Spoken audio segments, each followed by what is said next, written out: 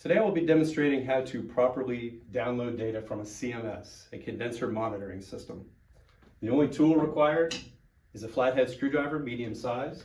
You'll want to release all 6 clamps, holding the lid closed on the electronics.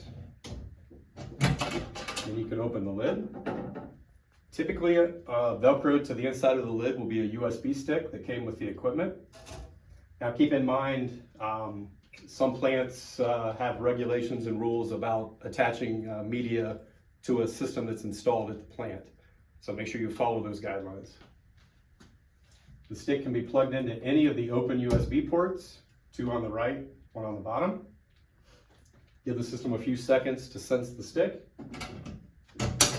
On the front panel, there's an enter key. Press that once. It gives you a list of download options. The first option is download data, so we'll press enter again. There will be a progress bar showing you where it's at in the download process.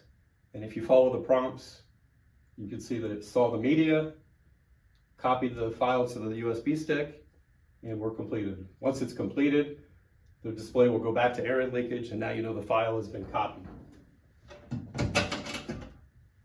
You can now safely remove the USB stick. The file name on the stick will have the date in it. It will be a zip file. The size of the file is directly related to how long the system has been in operation.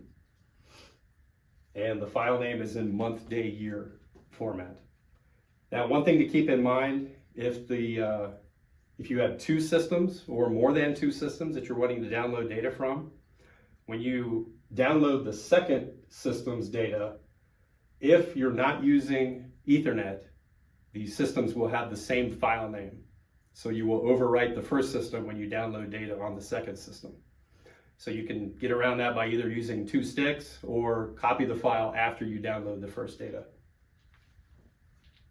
Thank you very much, and go Bucks.